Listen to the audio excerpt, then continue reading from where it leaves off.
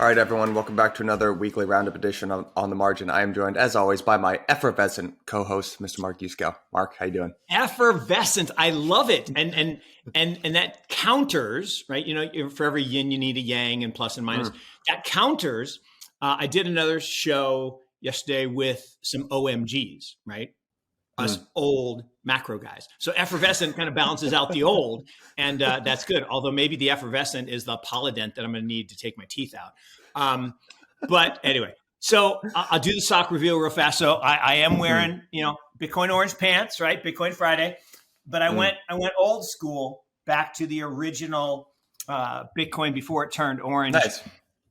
And why did I do that? Why did I do that? Well, it's because, and I don't think I mentioned this last week, but I had a pretty meaningful existential crisis, mini existential crisis over the holidays. Look, the shit that's going down, the whole FTX debacle, the nonsense, the enforcements, it's got me, or it got to me. And it was one of these things where I'm like, wait a second, I chose this. Right? I made an active decision 5 years ago to kind of move away from the traditional world toward this new financial system and this new technology. And, I got a lot of shit for it. I got people telling me I was an idiot. I had clients telling me I was an idiot, but I felt good. And I felt really good. And the last few months have kind of beaten a bunch of that out of me. And so I was like, wait a minute. Do I want to do this? And this will trivialize it, but it's kind of like, I don't know if you're into or talk about or heard about, the cold shower thing, right? And why it's good for you and all this good stuff, or like cold dunks.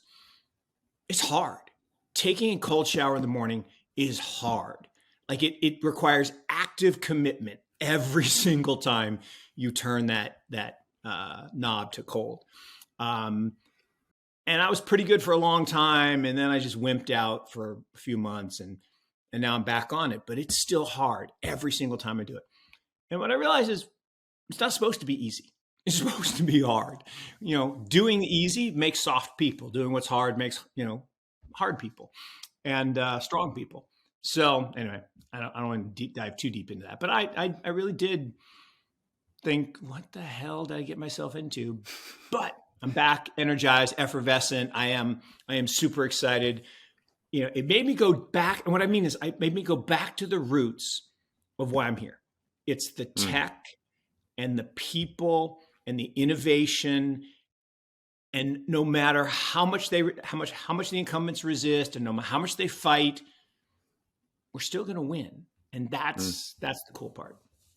Yeah. I think, to your kind of building on your cold shower analogy, I think one sort of framework I have is you sort of get compensated for stomaching volatility. That happens to you in markets and it happens to you sort of in life, right? And if it was really easy to do the hard thing, then everyone would do that. And the more volatile something is, the more it trends up, but it's like it can be really painful to get there. And if you survive multiple cycles in crypto, it can be, man, people talk pleasantly about volatility on the way up, but man, the other shoe always drops, and it is not as fun on the other side. Nope. But it's been a big week in macro, and we've got a bunch of charts for you here. So I'm going to do the thing that always makes me worry. Since I am an OMG, an old macro guy, let's definitely focus macro today, because I'm actually pretty jazzed up about macro. I mean, I think it's a great time to be alive if you're a macro person. I agree with you on that. So we had the big story this week was we had CPI come in. Basically, it came in right about at expectation, which I think the headline is that the market is interpreting that in a pretty positive way. So we're looking at right now headline year over year and core year over year. So headline came in right in at expectations at 6.5%. Core is 5.7%. Wait, go back to that chart. This is the famous, for those who are watching on video, this is the famous puking brontosaurus pattern. So you see the tail, you see the 2 feet, you see the long neck, and you see the puke. This is the puking brontosaurus pattern. That's a very famous chart pattern. And, is that actually a famous chart pattern?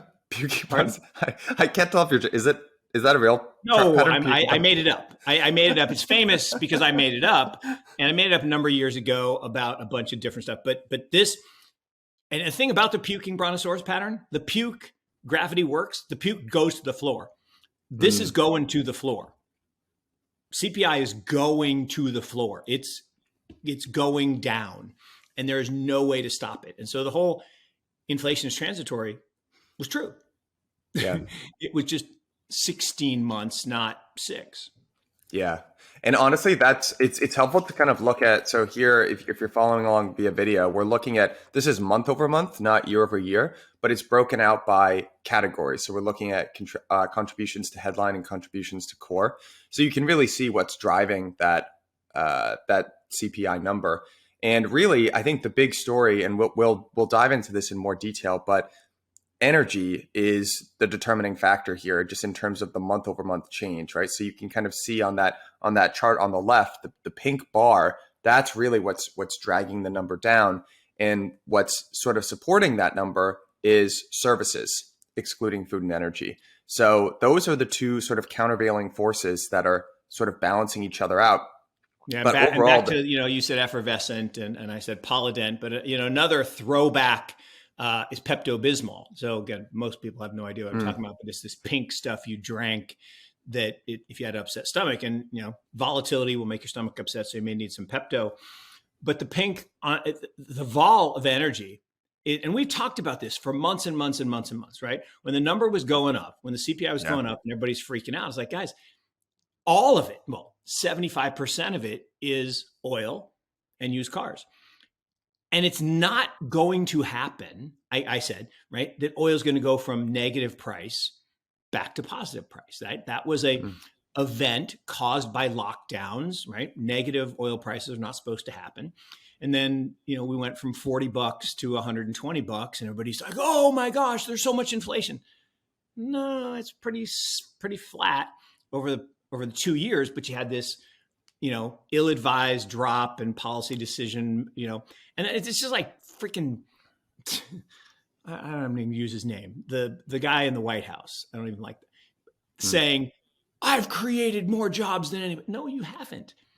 The jobs were decreated by policy, and then they came back. Those aren't new jobs. Those are just people going back to work that you locked in their apartments. Not him, but so the same thing's true here. Is that increase that we saw in oil prices wasn't real. It was the result of the policies. Now, here's the thing. I am a total deflationist, right? Mm. I think we are headed for serious deflation for the next decade. Too many 65 to 85-year-olds. I'm getting perilously close to that age as I hit the big 60 this year. Ooh. But yeah, big one. It's a big, yeah. You're going to have to come down and party with me. Yeah, I will. Yeah. But here's the thing. I'm definitely but here's the thing. I don't know if you've heard of or know Pierre Onderond, No. famous oil trader, maybe one of the best. I won't call him the best, but he's one of the best oil traders on the planet. Over in London, he's a French guy, and I don't mean that with any derision. I mean he is like from French Polytech School. I mean he's a genius guy from France, and Pierre has a really interesting argument that because of the reaction to the lockdowns and the evaporation of capital for the energy space because of ESG nonsense, we have a massive supply problem. And as demand comes back, and he's been showing all these charts of aviation fuel and auto fuel, and it's all coming back to pre-COVID levels. He says as that comes back, there's not the spare capacity that we used to have in OPEC, and he put up an analog, and these aren't always right, but he says this is very similar to 2004 to 2008. When we had a similar kind of problem when all the banks were going under because of subprime, and you couldn't finance exploration and production. And remember, every year, this is crazy, every year we have to find roughly the amount of oil that exists in Saudi Arabia in order just to keep the treadmill going. And that didn't happen. That didn't happen, right? And so in 2007, oil prices tripled.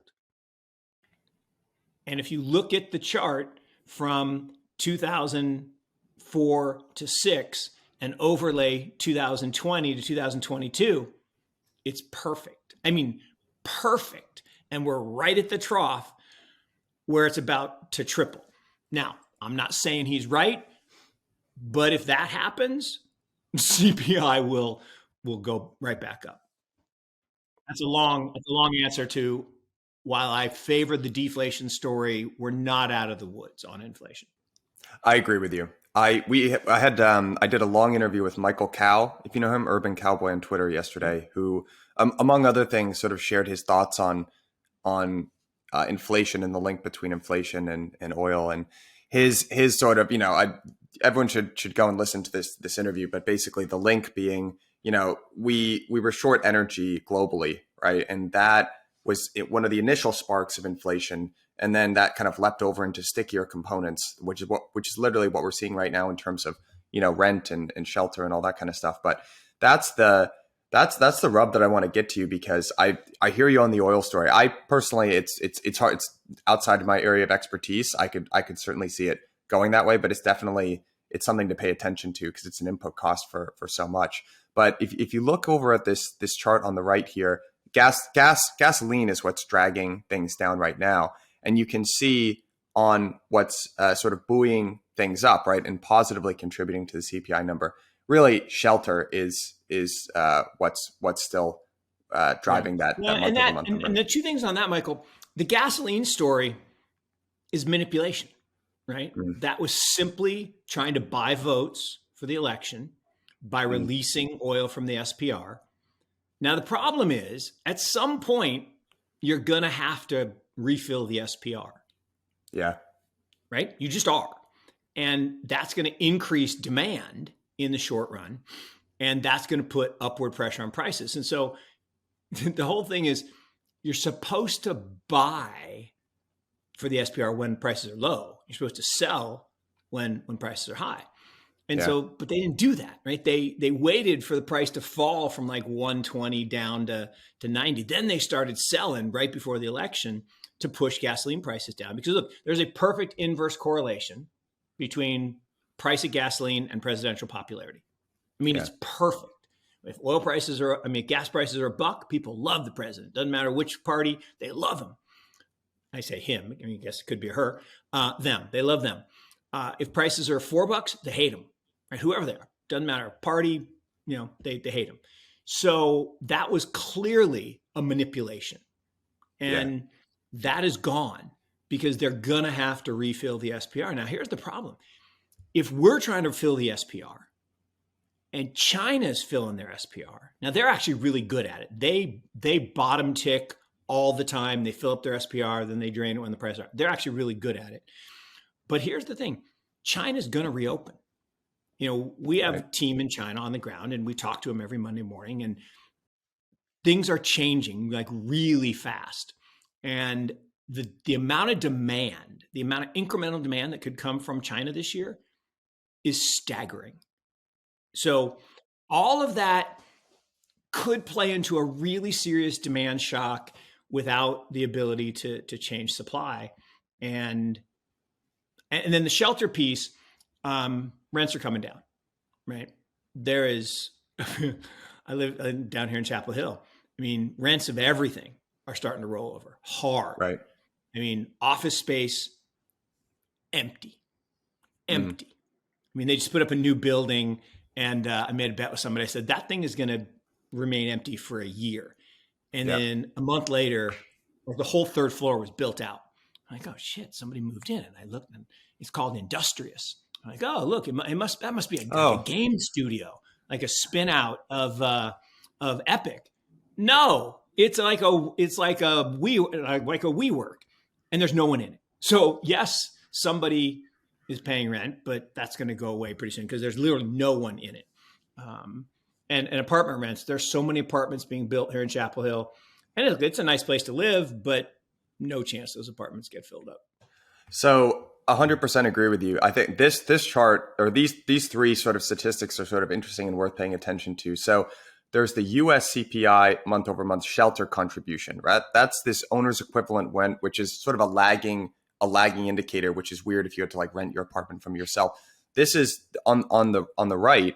What you're looking at is the Zillow rent index year over year in terms of percent change. It's not official data. It's a more real time measure of what rents are doing, and that has completely reverted. Right, if you're not following along via video, it's completely going through the floor. Well, and So it's not only gone back to where it was, it's gone through the lows during the lockdown. So just right, let that sink in for a second. I right, mean, that's real. right.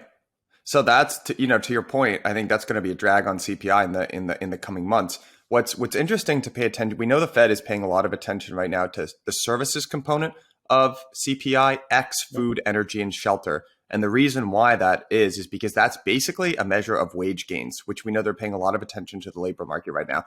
Just as a visualization, this was in the Wall Street Journal. I thought this was actually a pretty interesting chart. This is core services, core CPI, and core goods. So it's a pretty interesting. Like basically, you're seeing core CPI it like peaked, and now it's like basically going sideways / like trending down. But underneath, you can sort of see that goods is actually collapsing and services is zooming up. Right. So core services here include shelter, but really what the Fed is paying a lot of attention to is core services X shelter. It's just something that's worth paying attention. I'll remind listeners as well. The reason why I think it makes sense to focus on core is we know that that's the measure that the Fed pays a lot of attention to. So whether or not you have your own preconceived sort of ideas about whether or not core is the right thing that the Fed should be paying attention to, we know that that's what the Fed does take a look at, and so that's what's going to impact what happens with interest rates and ultimately markets. So if we're zooming in on that other item here, which is services X food, shelter, energy, so core X shelter, that's actually down. It's 4.4% year over year, but it's fallen 0.1% month over month for 3 months in a row. So that is trending in the right direction. And consummate to that, what we're looking at in these two charts is the CPI basically, which is trending up, but average hourly earnings of productions and non-supervisory employees is actually trending lower. So we're starting to see decreases basically in wage gains. Interestingly, I've got a question for you. We talked, I think, on one of the last couple roundups about which income bracket does well in sort of who retains their earnings who best in an inflationary environment. So I came across this chart actually when I was just doing research for this episode. So this is real wage growth by quartile, 12-month average. And they looked at the period of 2017 to 2019 and then 2019 to 2022, right? So like a relatively normal period of time. And then during this period of inflation, what they've actually found is that the two bottom quartiles, basically like the lowest and second lower quartile, they experienced real wage gains, whereas the top two income, third quartile and highest quartile experienced, basically decreases, in real terms. So again, just like an interesting. Well, it's because of price fixing, right? It's because when inflation starts to rise, the pressure on politicians to do something becomes so great, and you get all these mandated increases at the bottom, at the minimum wage. And those are catch up, right? The minimum wage doesn't go up every month like CPI. It's stair steps, right? After years of buildup. So, and it tends to correlate to the time when the pressure on politicians is the greatest, which is when people can't buy stuff. Yeah. I mean, the cost of things, right, is extraordinary. And and I've talked about this before. It's like that commercial that I talk about where you got this guy and he's got the boat, and he's got the car, and he's cooking on the barbecue. He's got all his friends around there having this party, and they're like, "How do you afford this?" It's like, "I'm in debt up to my eyeballs." Yeah, right? seriously. And that's where we are. And I know you have the chart because we talked about it pre-show, but I've been thinking about this a lot. The savings rate has been eviscerated. I mean, eviscerated. Mm, It is plumbing new all-time lows. mm, And that's disturbing. But then the flip side is, well, okay, what else is happening? yeah. Um, well, credit, consumer credit.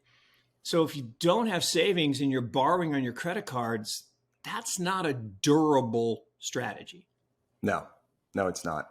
I think that, so there are three charts here for those of you who are following along via video. We're looking at total consumer credit on the left, which you can see is now above pre-COVID levels. There's been a perfect, basically like U shape where it dipped way below during 2020, and now it's been, reaccelerating to the point where it's above the pre-COVID trend. There's household excess savings, right, which is the buffer that households typically build up when there's a fear of recession.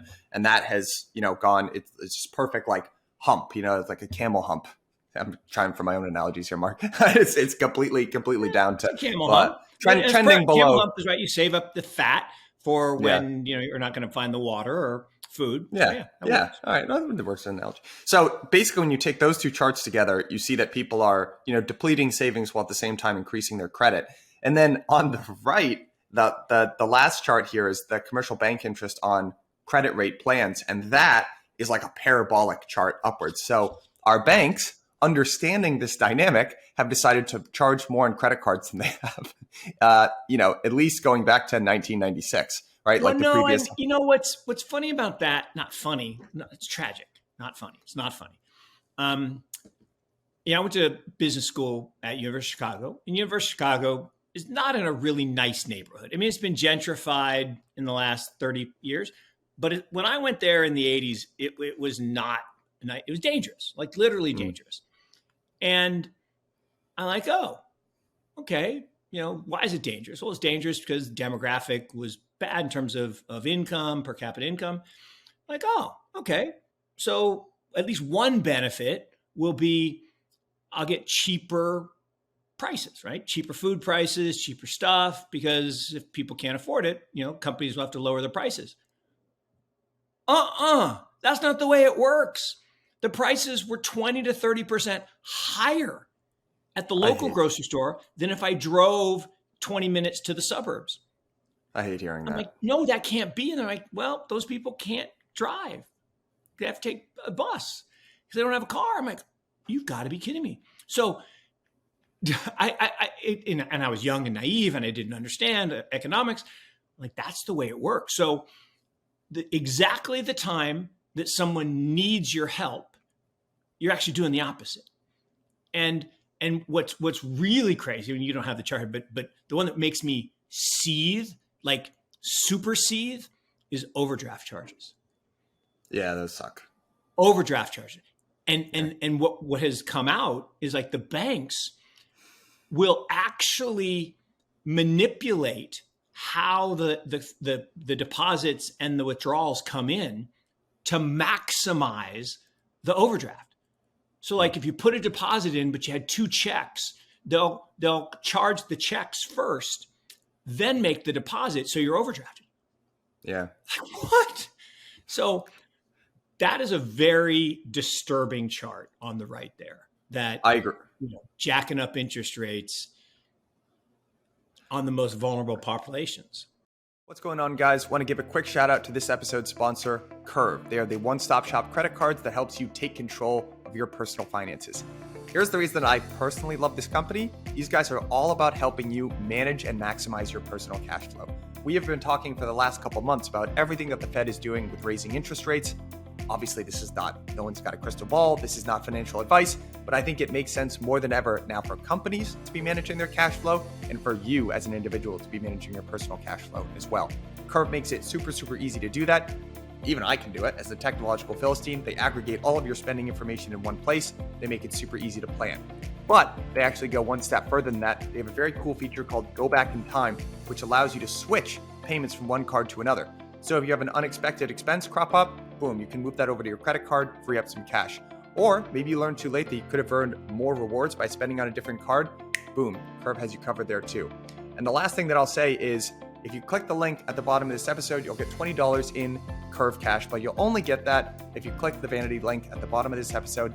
Plus, that gives me the credit as well. So thank you, Curve. I appreciate you caring about cash flow. Guys, click the link at the bottom of this episode. Tell them I sent you. So here's the other reason why I think it's disturbing. And this we sort of skipped ahead to the end of this narrative thesis, right? There's also part of the current state of the labor force, which is still very tight, right? So unemployment is still at historic lows, right? Going back to basically middle of the 1970s, right? This is the lowest it's been. And part of the reason for that is the labor force participation rate, which is still, hasn't recovered to pre-COVID levels. A bunch of people basically went out of the workforce in COVID and And said, you know never what? will. Yeah, I'm not. I have no interest in writing. That's part of what's driving wage gains. But ultimately, I think a lot of people were surprised last year when, I know it was a bad year, right? It was a historically bad year for bonds, bad year for stocks, but not an absolutely horrendous year for stocks overall. S&P fell, I think, less than 20% in 2022. So bad year, but not. And a lot of people have been like, well, where's the other foot, right? Because this is one of the fastest, most aggressive tightening cycles that the Fed has ever gone through. And there were all these calls, the economy's going to break, and it didn't really. It's actually been pretty robust. And I think part of it has to do with the consumer is still holding on. I don't know. You probably had this experience, Mark, of trying to people really extrapolate the next 2 years based on the last 2 years. And it's really hard to change people's minds, even in a business environment, that, hey, what you experienced over the last 2 years might not be, and it takes a lot of time and you need to kind of repeat it. The Fed's job right now, they are trying to turn a barge, this enormous barge, and reset all of the expectations that they've put in people's heads, for not just the last 2 years, which was the most extreme, transfer payments and super easy monetary policy and trillions of dollars injected into the economy. They need to reset the last 40 years of deflation and monetary accommodation and the Fed put sort of era. And markets, I still don't think they're there. If you look at what happened, so the 2-year bond fell, right? Basically on the jobs report and the CPI report. The market, the Fed funds futures curve is basically saying that we don't believe that the terminal rate is going to get to 5%. And the stock market, responded positively to this CPI report. So I think the consumer basically still doesn't believe the new reality, right? They're depleting their savings and they're borrowing on their credit card, which tells me that they think things are going to get better. The market doesn't believe the Fed. I basically think that reality still hasn't set in for a lot of people. That when I'm looking at all this data, this is my synthesis. But am I being too pessimistic, or what do you think about? No. I think you're spot on. And look, and you used my favorite word, right? The most important skill I believe that there is in the modern world is synthesis. In the olden days, it used to be about discovery and access, right? Could you discover information better, faster than others? Could you get access to information better, faster than others? Now we're drowning in information. There's just way too much, and some of it's fake and some of it's bad. And so the ability to synthesize and tease out what's important and actually, more importantly, to know what to ignore, right? I think that's a superpower. To know what to ignore and to spend no time on is an absolute superpower. So I think your synthesis is right on. And I think part of it is the recession that I think we had, and I think it may be over-ish.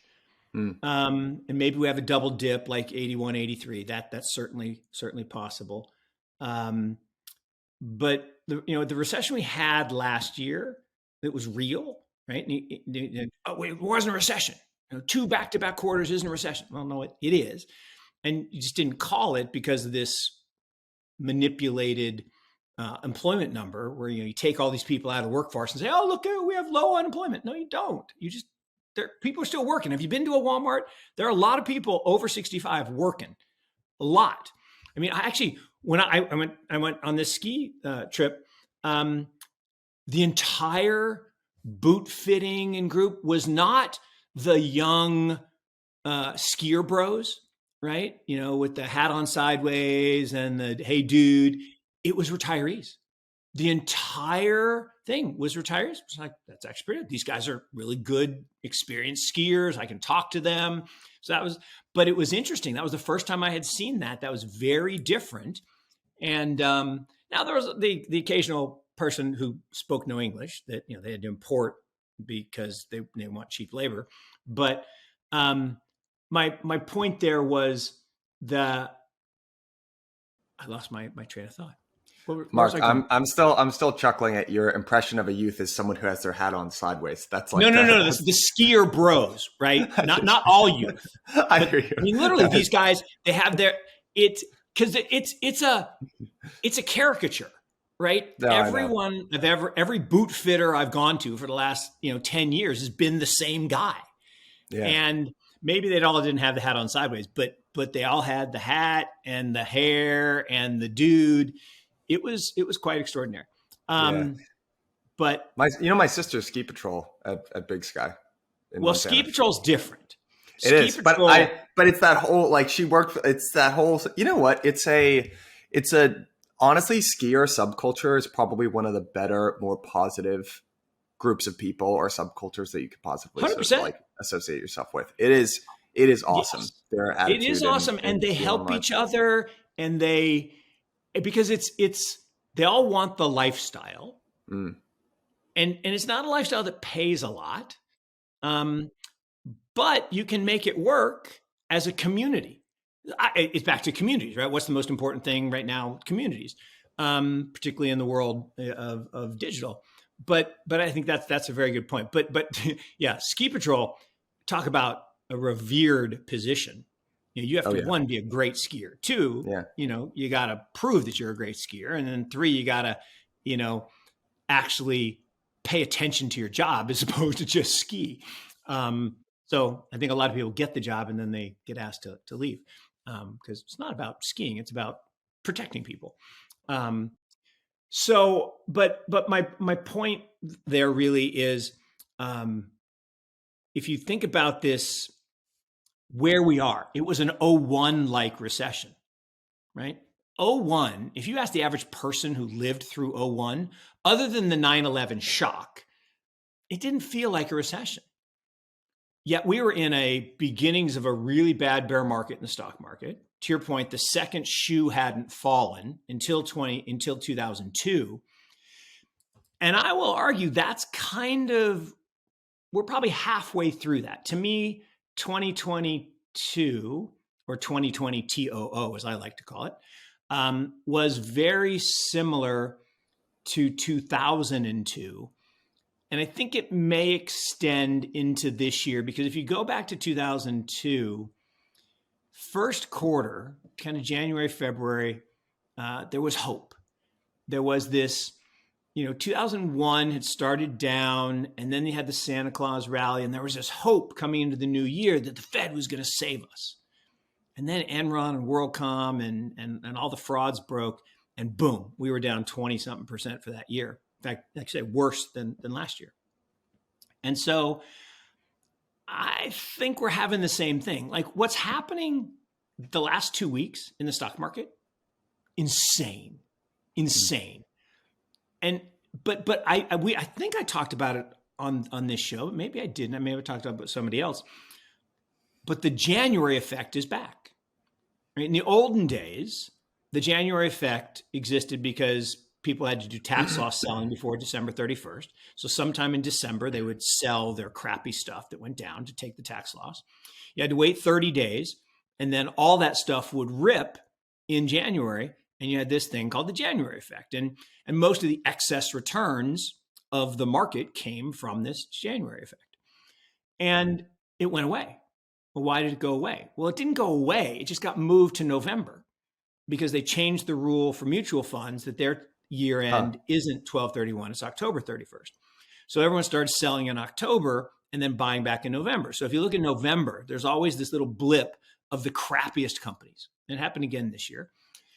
But this year, the losses were so bad, like Peloton down 95 and all the, Zoom down 95, they're bad, that the average human, not in a mutual fund that's speculating in this stuff, that bought GameStop and went down 80% and bought AMC, they actually sold and took the tax loss, but they're still believers. So they bought it back. I mean, Peloton's up like 100% and GameStop and I mean, the gambling instinct, mostly young males, but of investors, is crazy. Yeah. And I know it ends badly for that group.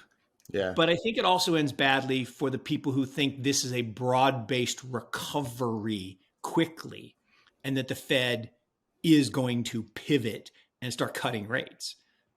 I just don't. I don't think so.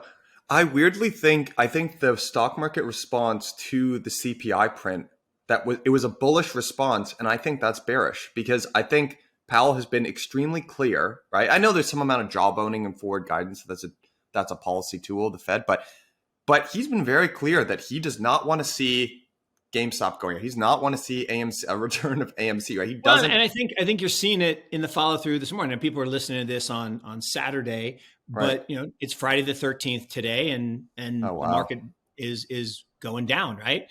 And it's going down hard because I think, to your point, I think some of the talking heads said, "Hey guys, time out. 6.5 is still not Bad. where we want it." And the employment, and again, this is the part that bugs me.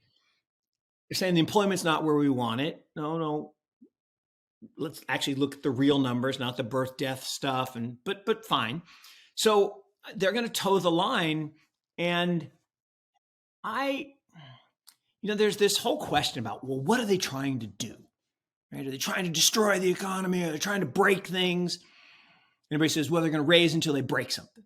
Well, no, what I believe they're doing is I believe they're trying to correct the greatest policy error of all time, which was the creation of excess liquidity in response to lockdown.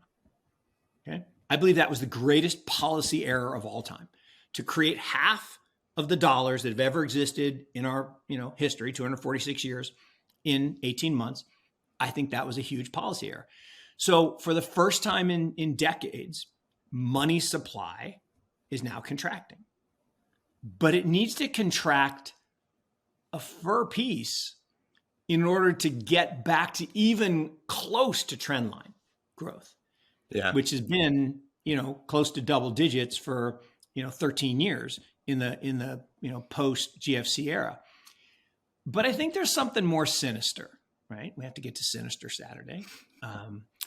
There's something more sunrise. We had some sunrise Saturdays going there. I know we have been sunrise Saturday, and sunshine but I got to throw sinister in every now and then. But I think there's a little something sinister, which is, and you saw it with your bank chart. Banks are not for profits, and they had a long period of time where they didn't make any profits because of, again, bad policy decisions and bad economics, but mostly self-inflicted wounds, right? Toxic subprime, CDOs, CDO squared, mostly self-inflicted wounds. And part of the problem is they didn't clear out any of the bad actors. They just let them keep going and they bailed them out, which is, why we have Bitcoin, but a whole nother story for another day. But if you think about, why did we have emergency rates for so long? Why did we have zero interest rates for so long? To recapitalize the banks. Full stop, right? If you can borrow from the Fed at 0 and buy treasuries at 2 and lever it 10 times, that is a riskless 20%, not quite 20, yeah, about 20% IRR. That's a really good thing. You can recapitalize your banking system. Well, once the banking system is recapitalized, right, the banksters got to eat. Well, how do they eat? They earn a spread between what they borrow at and what they lend at. So if you get back to a normalized interest rate so that we can have a functioning capitalistic society, because remember, without positive interest rates, capitalism doesn't work, right? Why would you lend somebody money without any return? Yeah. Lunacy. And so here's the thing. If you're increasing the rate back to where it should be, right? For 140 years, the short-term interest rate equaled nominal inflation. right? Averaged about 4%. Inflation averaged about 4% nominal, 2% real. And interest rates, short-term interest rates averaged 4%. Well, when nominal GDP growth was, call it 3, and interest rates were 0, that's a big gap, right? That's back to the whole, there's the Taylor rule and all this other stuff saying, look, interest rates need to be higher, but they didn't want to raise them. Well, when nominal GDP got to what, 6, 7, where we had, right, what they're saying for fourth quarter, you got 3% GDP deflator and 4% growth, 7% nominal GDP. You need 7% interest rates to be neutral. So I don't think they're going to get there, but they got work to be done. Either you got to get that GDP deflator down, or growth has got to slow, which seems weird. But the problem is, again, I think they're looking at bad data. The same way Volcker made a mistake over tightening because he was double counting home price increases. So he had a mortgage component to CPI and a home price component. So it was double counting the effect of ratcheting up rates.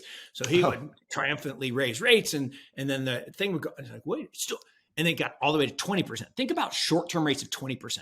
Yeah. Think about, how did people survive that? How did builders build? But they did. They figured it out. All about spreads. But now I think we're double counting GDP in Q3 and Q4 because we released all the SPR. The SPR did not create GDP. I'm sorry, it just didn't. That is a broken window fallacy. You cannot take stuff that you already bought once and release it and sell it and call that new GDP. You can't do it. You already counted it once. So, but they do. And it's just like when a hurricane hits, it's illogical to me that you don't count the destruction and then you count the rebuilding. That makes no sense. So I think we are at a really interesting juncture where they're not going to back down, and therefore the market's going to be wrong in its collective assumption that, good times are coming. And I look, these companies, even though they're down a lot, are still overvalued relative to their earning power. Yeah. And that's what it all boils down to.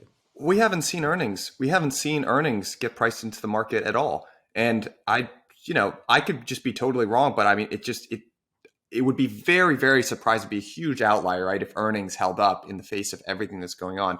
And one, just in terms of sentiment, usually what it feels like at bottoms, people are anticipating that it's going to go on forever. People just, it was bad last year. It was bad the year before. It's probably going to be bad next year and even worse the year after that. Right now, people are all, you know what? I bet it'll probably be bad for 4 more months. I bet 3, 4 more months. Next, we see about 1 or 2 bad quarters and then it turns around. That to me just doesn't resonate as bottom feeling. So there's too much overhang, and that's this analogy of like the Fed trying to turn the barge. It's trying to turn the barge of sentiment, and it's one that they created, for certainly the last 2 to 3 years, but even going back before that. You know what else is you're kind of talking about this recession that happened last year. Who felt that recession more than anyone else is crypto and tech. Basically, it's been a crypto tech recession. The rest of the economy is actually doing not so bad. And it speaks to, you have these like very old school. There's a guy, Bob, I'm blanking on his last name, but he mutual funds unlimited. Bob E Unlimited is his handle on Twitter. He came on the show a couple months ago, and he was pointing out basically that we're about to see a very traditional sort of macro cycle in terms of hiking rates. But if you went back to your economics, economics 101, you raise rates, it's more expensive, right? Companies aren't going to fund new projects on the margin. That's going to turn things around, blah, blah, blah. That's how a traditional macro cycle works. But now, because the Fed has adopted this weird wealth effect policy, right? Since they realized this correlation between the price of stocks and homes and consumer spending, they've adopted this weird other policy channel where they've inflated financial assets. And that is what has responded first. And, I have more friends who work in tech than who work in construction or white goods Sure. or, automotive or whatever. But people in tech are getting their ass handed to them. It is not a great time to be working in tech. I know your son Oh my works at gosh. Snowflake. Look, stock-based compensation plans, if your stock's down 50, 60, 70%, those Yeah. options aren't worth as much. The stock that you had that you already exercised, that's down. So you're feeling impinged. Totally agree. And again, that's why it's so similar to 01, 02, in that was all a tech bubble.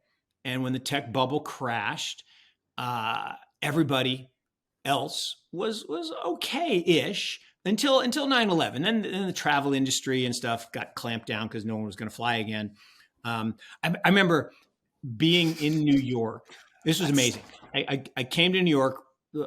I think it was maybe 2 weeks later. The planes got back in the air, and I had to come to New York to see my chairman. And I remember getting in the cab, and asked the guy, so how bad is it? He's like, 99%.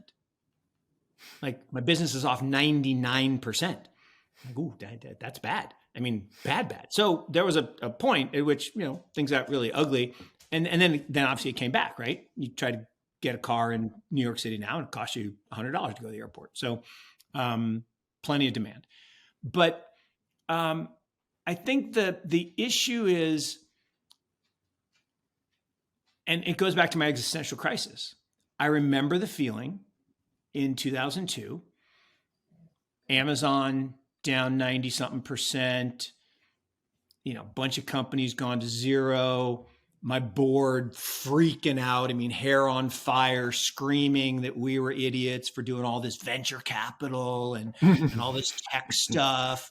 And you young guys, you just don't know. But I remember, because it was real, it was my job.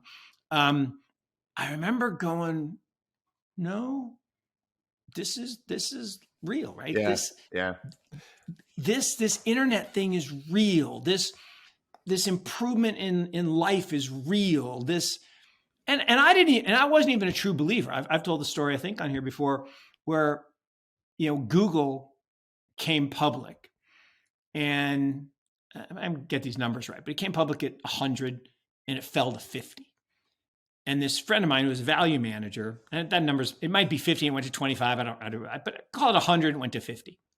And this value manager friend of mine was like, oh, this company's going down. It's a short.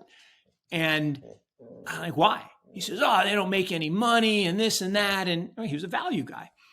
And I went out to California and met this friend of mine who now runs a hedge fund, but at the time he works for a private equity firm. And he said, Google's worth $1,000. I'm like, what? Like, what? He says, this is the greatest company in the world. They have totally reinvented the search industry. I'm like, Glenn, you're an idiot.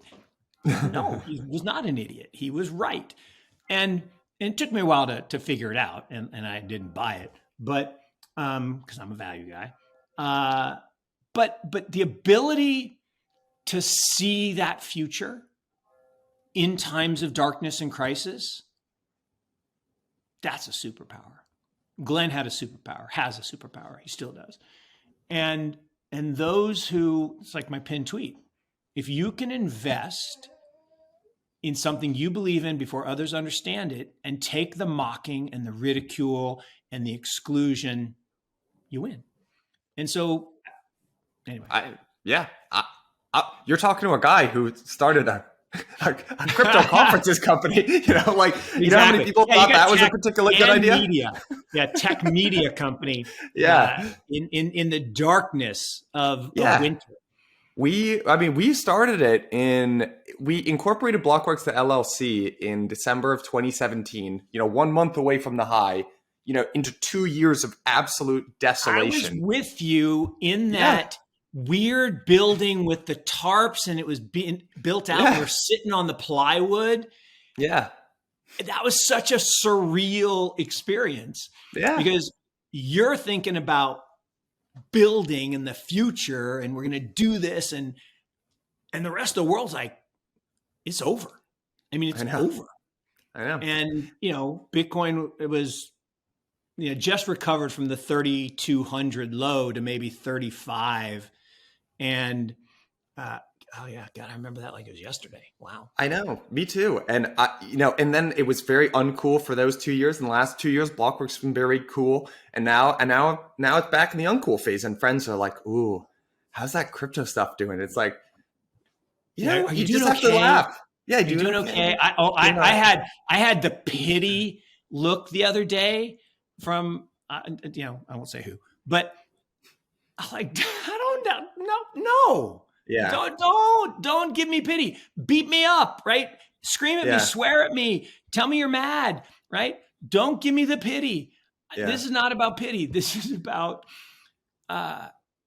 look, it's about cycles. Yeah. Cycles happen, and they happen in every industry.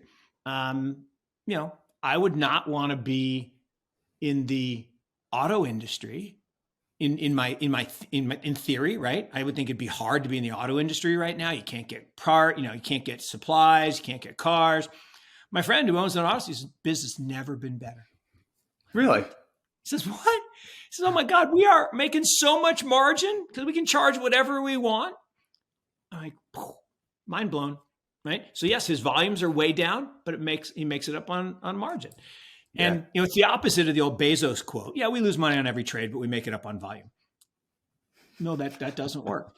I feel like a lot of people ingested that and learned the wrong lesson from that quote. My gosh. Absolutely. Don't you think that's do you know, there's a really funny, OKRs, that sort of framework from, there's a really funny quote I saw, like a tweet, that OKRs were a psyop from Google. And the idea being that, John Doerr really loved it, and the Google guys, they're huge OKR. But if you've ever tried to implement OKRs, you're like, wait, does this fit here? And it's like, it ends up being, I believe in them, but awesome. It is hard to. But it's kind of just a funny that that wouldn't surprise me. That wouldn't surprise me at all, right? Would not surprise me at all, because look, there are a lot of psyops going on, right? Not the least of which is the massive psyop against crypto right now, but. And that's how the incumbents win, right? They make you doubt yourself. And it's hard to stay positive. It's hard to stay effervescent when the world is one, crashing around you, when two, you're seeing real people get hurt, right? That's the part that's really hard. Like real people have lost real money. That's what I loved about Cameron's letter to Barry. Actually, no, it was the one to the board about, look, these are real people, dude. Yeah. You're hiding in your mansion in Rye and thinking this will just go away. No, these are people that need that money, right? They were saving for a bar mitzvah. They were saving for, they were just trying to earn a little bit of money on their savings. They weren't doing anything crazy. They weren't doing arbitrage. They were depositing money, and we were supposed to pay them interest. Yeah. And that is a basic human need, right? That you amass capital and it works for you, right? Don't work for your money, have your money work for you. And the fact that these bad people committed fraud and stole, look, the bad risk management aside, but the people who stole are the perpetrators. The other people are the victims. And I think we're forgetting that and then trying to point fingers at everybody. But I look at what's happening, and look, my little brother, actually both my little brothers, and my son, all have money tied up in this mess because they trusted Big Brother, right? Or Dad. Hey, you said this was a good company. Like, it is a good company. Is. Not was, is. They had money stolen from them. I didn't predict that.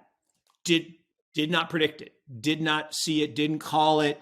Not going to do the money, the revisionist history and say, oh yeah, I called that. Yeah. Bullshit. It's a tough go. I think it's one of the last thorny, Gordian knots that we're trying to unravel in crypto today. I mean, Whoa, that Gordian knot. yeah, Love, it's love. tough. Genesis is no other way to describe Genesis other than it just sits at the heart of so much trouble. It's also, just looking at I'm not an insider for the situation. I have no special insight. It's just I will remember this because I thought DCG looked unimpregnable to me from the outside. It just, because I was looking at it just being like, man, this guy, he really got it because he created this stable of like cash flowing infrastructure Yes. picks and shovels type businesses. And he's used that to fund this venture portfolio. That's a great venture portfolio and is probably going to do super well. It was just like, how could you? And you know what? It was one piece of oversight, which was that prime brokerage is tough. And if you don't know who you're lending to, then that can bite you. And those things that you Yeah. are counting as assets, your loan book, that can turn into a liability very quickly. If you, Leverage kills. yeah, it does. Doesn't always. And look, I stole this from Howard Marks, and now I've made it my own. Leverage can never make a bad investment good. Not ever, but it can, and unfortunately often does make a good investment bad because you're forced to sell at the wrong time. And and leverage is certainly part of it, and definitely a big part of it. But the part here, fraud and theft is different, right?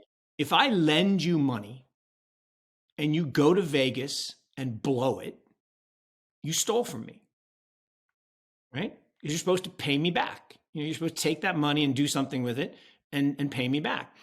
But if worse, I'm the guy that you lent money to, you invested money in, and then I take your money and go to Vegas and blow it. I'm an evil person. If you go to Vegas and blow the money and you can't pay me back, maybe that's stupid. But if I take your money that you entrusted to me, I'm an evil person. And that's what happened here. Evil. Pure evil. So two quick things. First of all, as a media organization, we have to say alleged, right? Like nothing's been proven yet. But the initial, true. The initial, allegedly. So there, and look, this all. So there's an SEC complaint now. This is coming out. This just got announced yesterday. So there's a lot of details that haven't been announced. But here's a snippet that feels pretty damning. So, by the way, guys, we didn't really preface this, but basically, for those of you who haven't been following, Gemini Earn has, there's about $900 million worth of Earn that got basically given to Genesis, which, to be fair to Gemini, that was not great risk management, right? But no. Genesis basically went around and lended that money out. They've halted withdrawals, and now they aren't able to pay back. So there's been some sparring in between the Winklevi and Barry Silbert. And the big question has been, A, how much does Genesis owe in general? Is there some sort of restructuring that can happen? And then B, can Gemini Earn owners get paid back? And then also, what did Genesis do with the money? So there's a pretty damning snippet here. Genesis also loaned an additional $575 million worth of crypto assets, including those of Gemini Earn investors, to related party DCG, which DCG used to fund investment opportunities and repurchase DCG stock from non-employee shareholders in secondary transactions. Yeah. So here's my big problem with this. First of all, this is why the U.S. scrutinizes related party transactions. There's a good reason for it. Here's my second thing with it.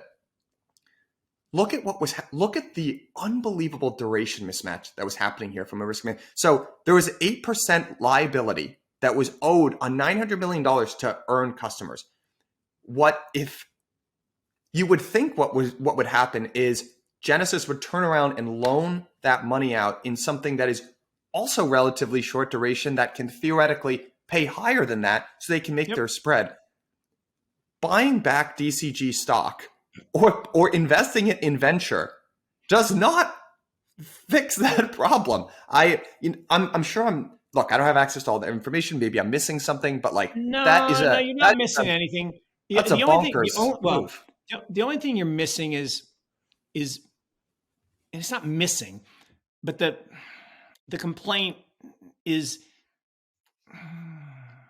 it's conflating something in the sense that money is fungible, Hmm. and you can't actually say for sure that the dollar went from here into that, because the DCG balance sheet is very large and has lots of different things. Right. And so what they're implying is that that's what happened. But it's possible that they had a big treasury portfolio and others. Now, it actually isn't that. But the thing about money is it is truly fungible. You put it in a pot and you can do with it lots of different things. And asset liability mismatch is a real problem. But you don't necessarily, as a bank, have to match every loan perfectly to the expected duration, because most times not everybody needs their money at the same time. Yeah. So some people need it daily, some people need it weekly, some people need it monthly, some people don't need it. And so you can have a laddered portfolio of loans, but to your point, it should be diversified. It shouldn't be to one borrower. It should be diversified across, and it should be conservative, right? You should Yeah. overmatch the liquid, and they didn't do that. And Yeah. and and again, we'll say if, although it appears clearly they did, but if, capital I, capital F, they did what that snippet alleges, that's bad. That's like Yeah. felonious. Yeah. By the way, this is all an unfolding situation, so I'm sure more facts are going to come out, and Yep. we're acting on the we're talking about this on the information that's available today. And these are our opinions of facts that have been released into the public domain. So it's not insider baseball. It's this is what's been presented and we're allowed to talk about it as an opinion. Yeah. It doesn't mean we know, and it doesn't mean we're the definitive source, but we can talk about it. There's I think, just because we're using Greek analogies and concepts, there's a concept in Greek which is hamartia, which is the fatal flaw, which is basically like in the movie when the main character has it all made and the door is right there and all they have to do is walk through it, but they look back and succumb to temptation, and that's what unravels the whole thing. That's the hamartia. The hamartia here, in my opinion, was the share repurchases of GBTC. Yep. That was it. The irony is like the amount of havoc that trade has caused on crypto as an industry is enormous, including to the issuer of GBTC themselves. Yeah. Because if you rewind the clock and go back to, I actually forget what dates these repurchases were made, if it was 2021 or 2022, right. But when the premium started to shift to a discount on GBTC, there were share repurchases from GBTC, and we now know where that money was coming from. And, it didn't turn it around. It went from a 15 or 20% discount all the way down to 60. Although it's caught a bid. And the problem is it can't, right? Because the people causing the discount are bigger than you. And that's why closed-end funds trade at discounts. Because very, very large, sophisticated pools of capital say, there's an asset liability mismatch here. I can take advantage of that. I can short the crud out of this security, and I can go long, and I can take no risk. But I can force the price down. And what it takes is a killing of the golden goose. And it said Harvard Management made a fortune, as did a company called City of London, doing this. They would go to a closed-end bond fund that was selling at a big discount, and they would accumulate 10% of the shares, call a special meeting, say to the shareholders, wouldn't you like us to be in charge, where we will shut down the fund, give you back your bonds, and you'll get 100 cents on it? Of course. Well, the manager's like, no, I like those fees. Those fees are very good to me. Sorry, done. And close. When you close a closed-end fund, telling a discount, you get your money back. Same thing's true here, right? The trust is real. The Bitcoin are real. That's not the problem. The problem is the shorting of the shares by big banks and Citadel-esque, I won't say Citadel, but Citadel-esque types. And you can't stop that because they're bigger than Barry trying to buy some shares because his ego's bruised because it's selling a discount. That has nothing to do with you. It's not the quality of the asset. it's the life of a closed-end fund. And long story short, what should happen?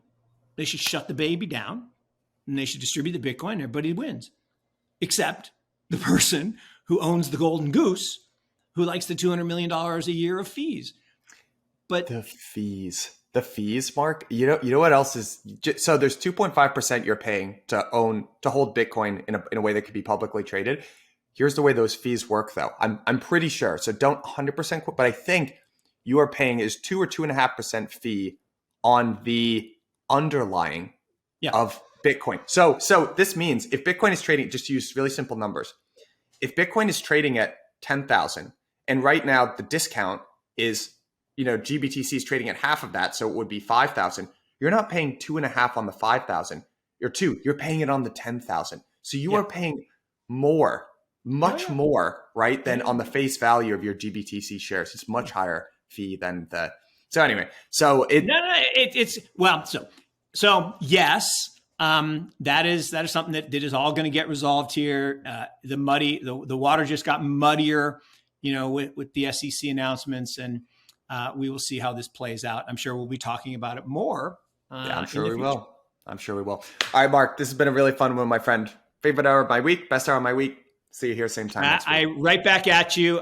Thank you again for all the prep work. Thank you for all the elucidation on Greek and Roman constructs. And if people don't know the Gordian knot, look it up. And you can also go, I did a letter years ago on Alexander the Great and the Gordian knot.